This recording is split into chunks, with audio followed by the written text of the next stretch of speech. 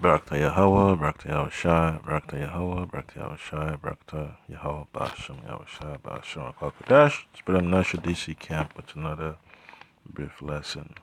So you can see Amalek on the screen, man. It's running into problems now, man. Folks on the American Airlines flight they were supposed to take to Detroit or wherever its destination is. Saying it was messing up the atmosphere in that airplane, man. So just let you know, man, that Lord Yabashimosha has a sense of humor. That the so-called number one family on the face of the earth, with all the wealth and riches and power, that the wealth is not even passing down to their minions. So you just let you know that the Lord Yabashimosha uh, has different ways of getting back at people. So Amalek is going to feel the brunt of it, whatever institutions they're in control of, the Messiah is going to make them feel uncomfortable, that all those years and years and years of oppression that they've been stacking up against the people upon the face of the earth, that the Lord, Shema Shai, will make them pay for it, all that idea of them starting world wars and economic collapses and stirring up strife in different nations. It's nothing strange, man. Folks around the world have witnessed it. They understand the influence that Amalek has. And that's why the Lord made Amalek the uh, the head of the nation of Edom. So they could control all the finances of different governments and corporations and uh, social programs, whatever. Doesn't change anything, man. It doesn't change his identity because the Lord Yabashima Shah set him up as an example of what not to rule like, you know. And then the more you dig deep into the background of Amalek, you just get sick to your stomach. It doesn't matter how much good they do. The Lord just makes them so, so despised. There's nothing, Brother could say, man, to describe, you know, this disdain that the Lord has for these Edomites, man, especially Amalek. All right, so I'll play the video and then you see what's going on. A family from Detroit outraged after being kicked off their flight over a complaint about their hygiene. And to make matters worse, their luggage made the trip home without them. Well, they took the complaints to the airline, armed with cell phone video. There's no body odor that we have. There's nothing wrong with us. Yossi Adler, his wife Jenny, and their baby were wrapping up their vacation in Miami and heading back home to Detroit. At least, that's what they had planned. All of a sudden, as soon as they took us off, they closed the gate, and then they said, "Oh, sorry, sir. Some people complained that you had body odor. We're not letting you back on." The Adler family briefly boarded the American Airlines plane before they were asked to get off because... Yeah, so the whole issue, man, is, look at it from a spiritual standpoint. It's more than just body odor, man. With all the riches and all the power that they've amassed over the centuries, that the Lord Yabashimashai still makes time to throw them down, in different avenues, man, at He sees fit. It's just the Lord Yabashimashai showing His power. Passengers were complaining about their body odor. We don't have odor, okay? Nobody here has odor. Oh, stop. Give me that. Oh, stop, okay? This is cell video taken by Yossi talking with airline staff after being booted from their flight. And there's Jake. Jake working at the airline. He's good at he's good at what you call oh my goodness, Lord. It's just exactly what you have to deal with, man. Sometimes I can't resist, you know, when you get a whiff or some pungent smell, you're like, damn. Even though I grew up in an environment where you have so much of pungent smell, folks with messed up body odor, walking around in urine and piss, taking a look at people take a dump, while you're trying to, go to class, know that stuff, stepping in crap, so you get to understand, what it's like, man, to be irritated. So the presence of Amalek is becoming very irritating, and it's just strange, man, that Amalek doesn't really understand that the end is coming. They said they're taking our stuff off, and they lied. The Adlers say they were told their luggage would be taken off the plane, but that didn't happen, leaving them with only the clothes on their backs. We have our car seat, our stroller, everything. In a statement, American Airlines said they removed the Adlers from the flight after several passengers complained about their body odor. They were booked in a hotel, given meal vouchers, and booked onto a new flight the next day. We stopped several people in the airport, and it's embarrassing, but we asked them, do you think we smile? Because we just got kicked off of a plane for smiling. And they were like, oh my God, we're so embarrassed for you that somebody would do such a thing. No. I'm very frustrated. I want them to own up to what really happened and to tell me the truth. What was it? Well, the family did eventually take off back to Detroit, hoping they can find their luggage when they get there. Yeah, and if you look at another version of a video, Amalek was screaming that, is it because of my religion? It's because I'm Jewish, whatever. It's anti-Semitism. I'm like, come on, man. They always got to throw that in there. But, it's just hilarious, man, that the Lord Yabashim Shai can always, cause something to happen, man. What you least expect to happen will just happen. So I got some precepts here. Just help me out, kid. So this is the book of Isaiah, chapter 14, and then you look at verse 16. It says, they that see thee shall narrowly look upon thee and consider thee.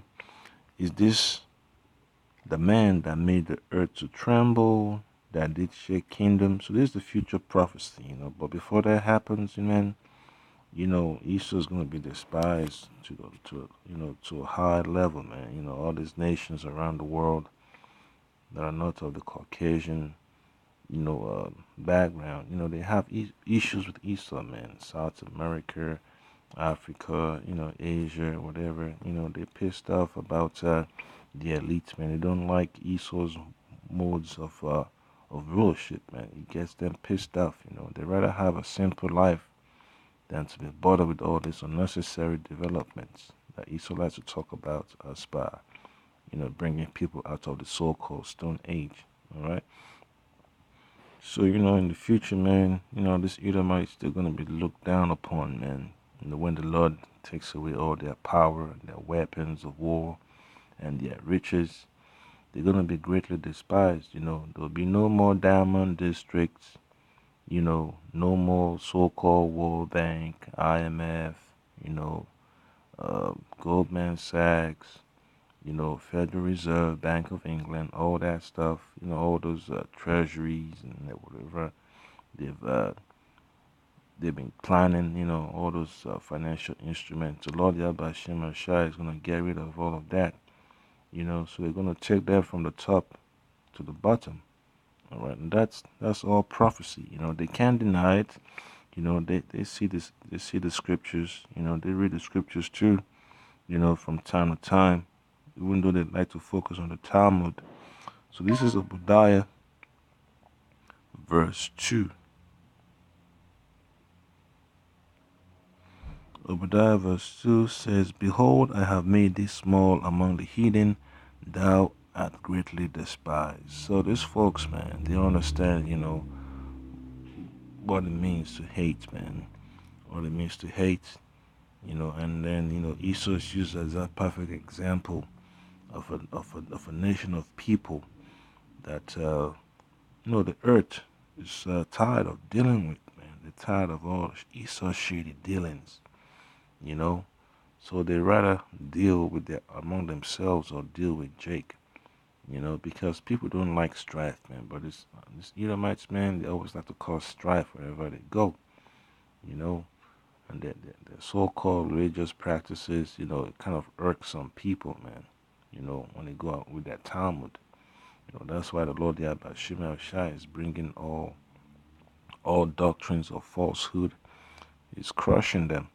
And then when you go back to the book of Exodus, chapter 17, tells you how angry, you know, Moses was, man. That the Spirit of the Lord came upon him and he proclaimed what was going to happen to Amalek.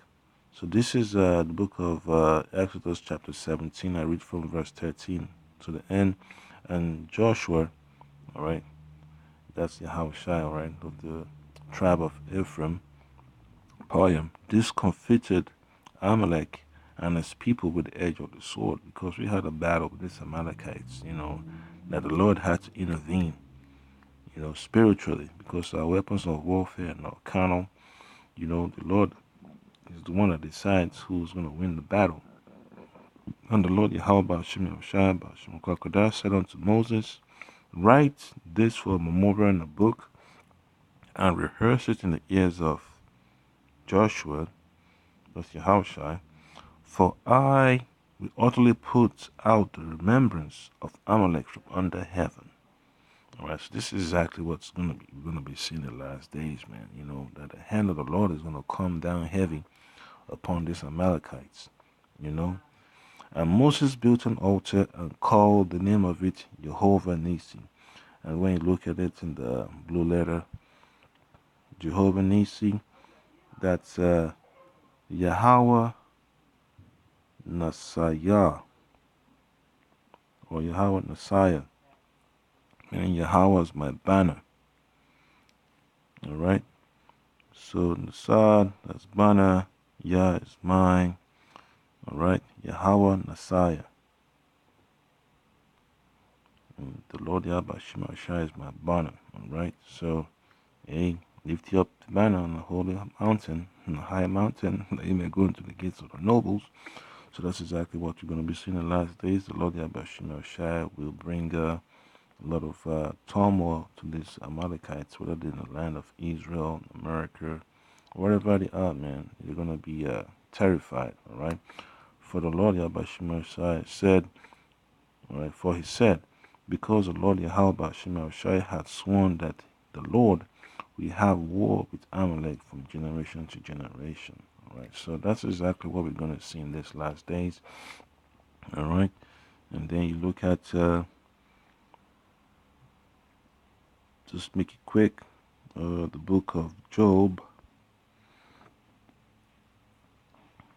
chapter 5, look at verses 12 and 13. He says, he disappointed the devices of the crafty so that their hands cannot perform their enterprise. All right. He taketh the wise in their own craftiness, and the counsel of the forward is carried headlong. All right. So, whatever plans Amalek has for the new world order, talking about he needs to microchip the people, so he could be in power much longer, to keep his birthright, trying to usurp authority out of the hands of the Lord Yahweh Shai. It's not gonna happen, So the Most High is gonna destroy all that, man. So it's gonna be beautiful when you see the Lord Yahweh Shai start to pour his plagues heavy upon Amalek. It's gonna be so surreal, So I'll say Kal Hala Yahweh Ba'ashem Yahushai Ba'ashem Rakwadash. Double honors and salutations to the elder and apostle of Real Stone who rule well. It's a beautiful thing, man, to see the prophecies of Yahweh Shema Shai take place. You can't ignore them. You have to acknowledge them, man. You can't take away from it, man. It is what the Lord Yahweh Shema Shai said it is, and you just gotta stick with it, And I just say, hey, Shalom,